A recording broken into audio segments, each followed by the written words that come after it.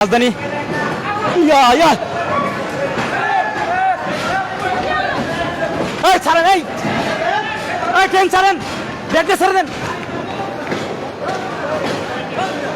জীবনে ঝুঁকি নেই কেউ আল্লাহ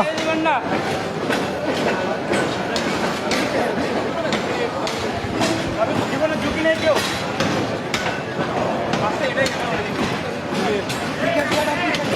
এখন তো অবস্থা একবার খারাপ হয়ে গেছে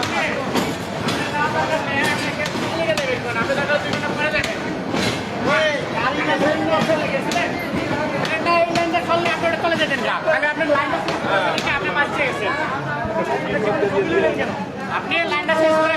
গেছেন, আপনি গেছিলেন। আল্লাহ বাঁচাইতে আসলে আপনি